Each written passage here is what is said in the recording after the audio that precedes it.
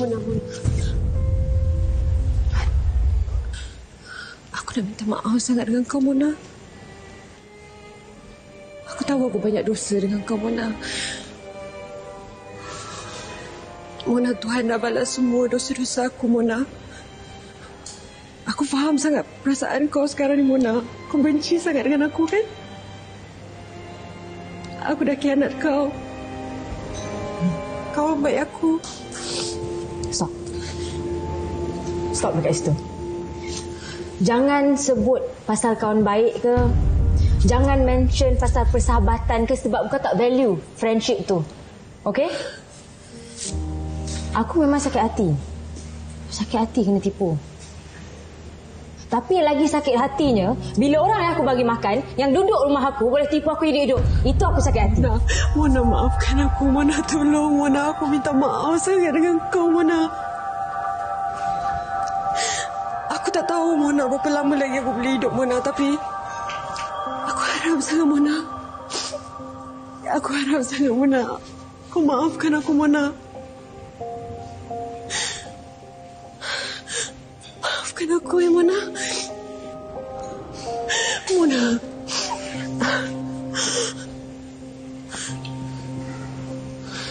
Mona. Mona. Dia pergi macam tu je. Dia tak ada cakap dia maafkan ke tidak. Tapi kalau saya je, aku akan maafkan. Tapi aku takkan lupa. Oh, yang itu dia terlupa nak baca skrip tu. Saya tambahkan. Dialog tu.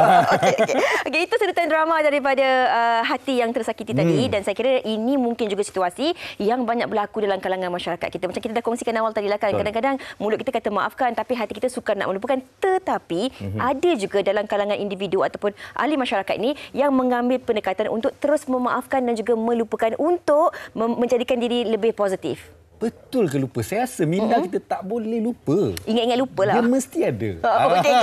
Nak tahu betul ataupun susah, tidak? Betul. Nak tahu betul ataupun tidak? Ini yang kita nak kongsikan bersama dengan panel kita di studio dan juga di dalam talian. Kita bersama. Kita kenal dulu yang ada berada dalam studio. Yang bersama kita ni Ukasha Senrose. Ukasha sihat? Sihat. Alhamdulillah. Alhamdulillah. Comel sangat. Ramai orang cakap macam Barbie Malaysia. Wow. Ada blushing-blushing tu. Okey, yang ini sahabat yang saya sangat rindui lah. Kita dah kenal sejak 2003, lama dah. Bron Palare, apa khabar Bron? Alhamdulillah. Sihat Sihat. Ini macam jejak kasih ke macam mana? Memang. Lebih kurang tunggu nak peluk je ni. Kita izinkan ya, boleh. Okey. Tapi bukan kita sahaja di studio yang akan berkongsi tentang topik kita pada hari ini. Kita juga bersama dengan Tok Abah kita yang berada dalam talian ketika ini. Hello, Assalamualaikum Datuk. Waalaikumsalam warahmatullahi wabarakatuh. Terima kasih ya. Sihat. Alhamdulillah. Sihat. Dan inilah hero sebenar kita pada hari ini. Tok Abah kita. Okey, baik. Dan hari ini kita akan bincang mengenai memaafkan tapi tidak melupakan. Okey, tak apa. Sebelum kita bersama dengan panel kita di studio, saya nak tanya kepada Tok Abah dululah, tak tanya pada Datuk. Betul ke Datuk? Tadi saya ada sedikit berdebatlah dengan Fiza. Kata tadi tak apa memaafkan dan melupakan. Tapi saya tak bersetuju. Saya kata kita boleh maaf tapi sebenarnya kita takkan lupa punya apa yang orang buat kat kita. Jadi macam mana tu? Betul. Silakan. Baik, sebenarnya itu satu hakikat lah ya. Sebab orang yang IQ-nya normal, yang orang yang bijak, orang yang kuat ingatan, mana boleh lupa. Orang nak makbul kita lari ke, kalau macam drama ada orang ya. Makbul Mana boleh lupa. Sebab maaf ya, unless kita IQ 50, lembam, boleh lupa. Dan ada orang ada satu paradigma songsang. Kalau kita memaafkan tapi masih tak melupakan, itu tanda dia tidak ikhlas dalam memaafkan. Tok Abah tak setuju. Sebab kita boleh maafkan tapi kita takkan lupa forever. Sebab yalah, benda penting mana boleh ya, tempat jatuh lagi dikenang. Ini pula. Itulah dia. So cuma yang kita masukkan memaafkan dan melupakan untuk moving forward, move on, ialah kita masih ingat tapi tak ada kesan negatif. Tak ada marah, tak ada dendam. That is maksud melupakan, quote unquote. Maksudnya mana boleh lupa. Walaupun dah umur 72 masih ingat makbul yang pertama. Masih ingat. Datin dah tengok ke ni? Okey, Datuk, itu tidak melupakan dalam konteks yang positif. Nanti kita nak kupas lagi tentang bagaimana untuk kita orang kata ingat kenangan tetapi tidak mahu ada dendam. Itu kita nak bincangkan selepas ini. Tapi sebelum tu mungkin kita nak tanya kepada Ukasha dan juga Bron jugalah. Mungkin Ukasha sendiri. Ini perkataan yang sering kali kita sebut. Pernah ataupun tidak berlaku dalam kehidupan Ukasha sendiri perkara ini yang sampai ke hari ini kadang-kadang membuatkan kita rasa tak selesa.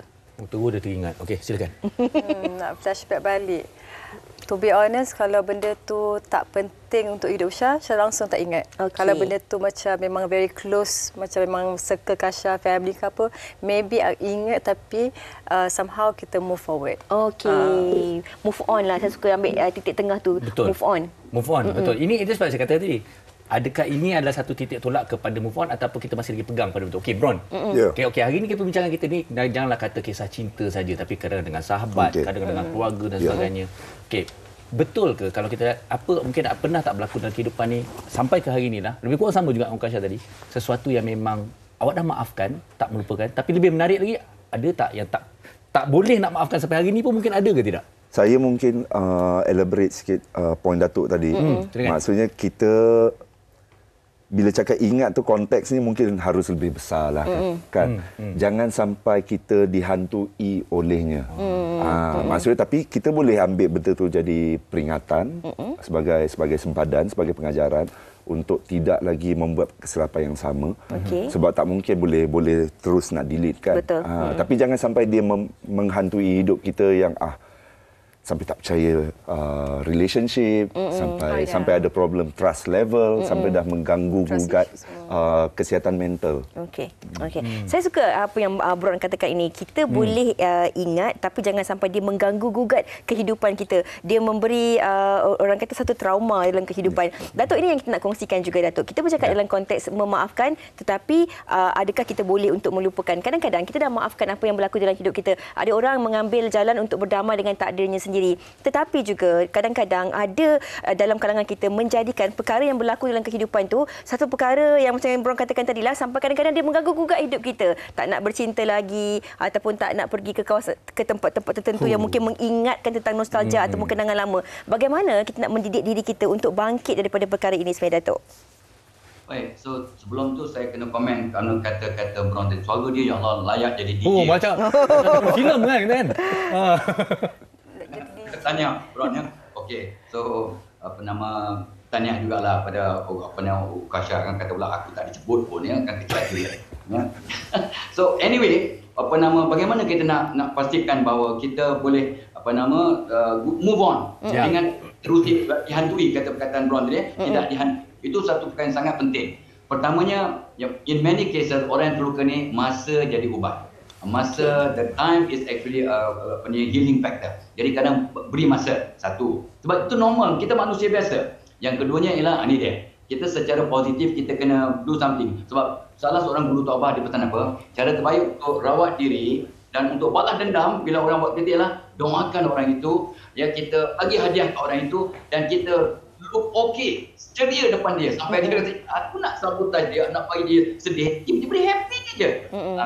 Itu cara yang terbaik untuk give back dengan cara positif. Seperti kata peribahasa Melayu lah, orang paling baik kita paling bunga. Yang orang paling baik dengan sabotaj, dengan fitnah, dengan whatever, tapi kita buat baik. Lagipun satu, untuk cara merawat diri kita, yang tak apa pesannya pada seorang gadis yang pernah terseksa sangat sampai ada dia punya stomach ulcer, dia sampai nak bocor perut dia, tapi tak apa kata maafkan dia. Sebab ini dia, tak apa pesan kat dia. Bila kita maafkan orang, salah satu sifat penghuni syurga ialah memaafkan semua orang datang malam. Jadi tak apa bagi dia motivasi dengan mengatakan, bila kita maafkan orang, contoh tak apa bagi kita lah, ya Allah, aku maafkan keluargaku, aku maafkan kawan-kawan, jiran-jiran, aku maafkan semua orang dalam dunia, jadikan semua orang dalam dunia maafkan aku. Kesannya satu, hati kita jadi bersih, kepala tenang, badan sihat, muka comel. Cuba tengoklah muka ni. Alhamdulillah, ya. Gurau, walaupun betul gurau je. So, betul. Lepas tu pintu rezeki kita buka dan doa kita makbul. Lagipun bila ni Allah suruh kita memaafkan tapi tak suruh kita melupakan. Tak ada. Memaafkan. Itu sebab bila kita maafkan orang, Allah akan ampunkan dosa kita. Dan what goes down comes round.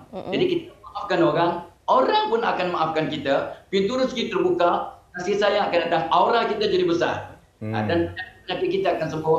Ya, sebab orang kalau ada dendam, ada benci, mukanya pun toksik, ya, auranya sempit, orang pun menyampai. Sebenarnya itu satu motivasi untuk kita benar-benar memaafkan, move on, walaupun kita takkan lupa. Okey, saya suka apa yang Tok Abah katakan tadi. Itu kata kuncinya. Kita memaafkan, move on walaupun kita tak akan lupa. Okey, jadi macam mana kalau kita nak mengambil perkara ini juga dalam kehidupan kita, Farid? Okey, saya nak macam counter balik, kita debat balik, kita balas balik. Apa kata kalau katalah orang yang buat salah dekat kita tu adalah orang yang sentiasa hari-hari pun kita akan berjumpa. Lalu lalang depan mata kita, bekerja dengan kita ataupun ada di sekitar kita. Jadi macam mana sebenarnya kita nak kawal perasaan tu? Okey, mungkin saya nak mulakan dengan Bron dulu. Kita kata kita dah maafkan. Okey. Kita tak ingat, tapi orang tu masih lagi di sekitar kita. Saya rasa konteks pandangan dalam topik ni, perbualannya selalu terikat daripada konteks barat kan. Maksudnya ni adalah acuan western yang ini adalah psikologi, ini adalah apa. Tapi kita kan ada konsep predestination. Maksudnya sebagai orang Muslim, patutnya kita lebih senang untuk menghadapi kan. Maksudnya kadar. Exactly. So kita ada solusinya sebab ada benda yang di luar kawalan kita. Betul. Ada benda yang kita tahu kata benda ni sebagai test. Ada benda yang kita akan dapat daripadanya di akhir kejadian ini. Itu satu. So maksudnya kita sebagai Muslim mungkin lebih ada solusi daripada acuan barat terhadap isu ni lah. Itu satu. Dua adalah macam mana nak hadapi dengan kita sebagai artis kan. Maksudnya rejection adalah makanan harian. Yes, exactly. You pergi audition, you bagus macam mana pun akan ada orang yang lebih bagus.